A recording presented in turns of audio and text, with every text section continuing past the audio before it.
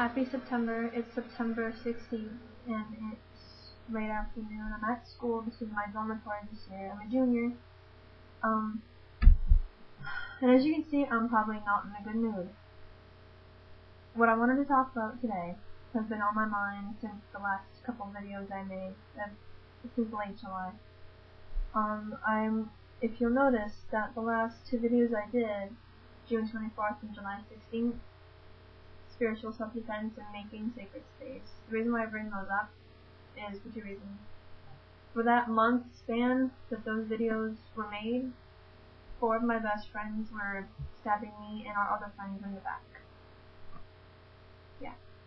4 of the people who are supposed to be my magical partners, my best friends in the whole world, and practically family, were stabbing me in the back. Not just me, though. They happened to just do the worst to me. They were completely destroying and hurting the other few people in our group. So the reason why I brought up those videos, as well as the dates, because the dates were obviously relevant, but making sacred space and spiritual self-defense are 2 major things that me and the rest of the remnants of our group are dealing with. Because out of the 4 of the best friends of ours that were stabbing us in the back, only 2 stayed behind and apologized and are trying to make up for what they did. The other 2, especially one of them, is the most disgusting human being I've ever met. The other one, I just think she's confused, and I don't think she knows what's what right now. But for the 2 that stayed with the group, apologized profusely, and never let us forget how sorry they are, we still have a lot of hurt to work through.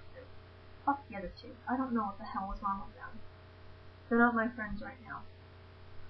One of them is never my friend again. For the 2 that we have still, there is a lot of pain and hurt that they cause that we are all still working through. So here's where the spiritual self-defense and the making sacred space issues come in. The 2 that left and are not coming back decided that me and the other girls in our group were doing bad magic against them for what they did to us, sort of like a karmic, magical, let's get you back for hurting us. Well, I don't know what they thought but I can tell you that me and my girls would never ever do that, and I should know. I'm the high priestess. Why would they, unless they were looking for attention or trying to blame all the crap that they have to carry now on us, which is very likely. But the fact that they were blaming us for, I think they're doing like spells, or not spells, but I think they're doing some magic against us because they're angry at us. Well, let me tell you what, fuck you. Number 1. Number 2, because for the month that this went on back in June and July, they were still over our house. 4 of us lived together in the house. The other 4 or 5 just hang out there all the time. Now while this backstabbing was going on, they were still over the house. We were still doing magic.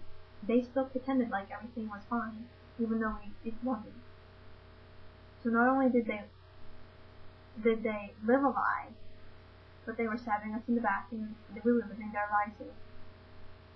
So after we find this out, our house is tainted with their bad energy. A month and a half plus of bad energy.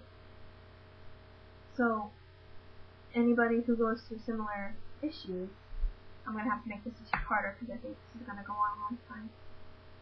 When you are dealing with a coven, and even when you're not dealing with a coven, and bad stuff goes on, the first thing you do, besides clean out your closet of the assholes who are not worthy of your love and friendship, clean the house.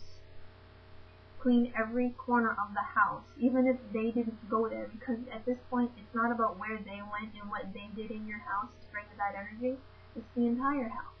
Because not only were they bringing bad energy into your house, now that you knew about it, the fight has happened, the hurt has occurred, the pain is still going on, you carry the bad energy throughout your house. So even though they may have only hung around in your bedroom, like in our case, our bedroom and the living room, I'm going in the bathroom, I'm going in the kitchen, other living room that we have, I'm going all over the house with that bad energy, with the baggage that they bestowed upon me, and the other girls who live with us too. The other 3, actually I should say, that live in the house. So not only do you have to get rid of the bad energy that they brought and left in the house for that month and a half that this was going on, you have to clean out your baggage too, because they caused it, if that makes sense. So what I suggest, don't wait until the full moon, don't wait until the right day of the week. Do it right away. Get the remnants of your group together, whoever you have left, as far as magical connections. Get some candles, black candles for banishing, or depending on how you want to do it, black candles for banishing, white candles for cleansing, or you can do both. Get some onion, cut the onion in half. Cleanse the onion. The onion is going to be your tool to suck up the negative energy. Get some sage to sage the place. You're going to want to clean that place up and down. And sage the holy shit out of the house. Even the yard if you want to. Sage the dog, sage the cat, sage your sheets, your closet, yourselves. Alright? Make your sacred space, make your bedrooms, your hallways, your closets, your entire house clean and safe again. Because like I said, just because the people who caused you the grief and brought the grief over to your house with them, or stabbed you in the back, or whatever the case may be, even though they may have only really stayed in 1 or 2 rooms in your house, they left it in your house.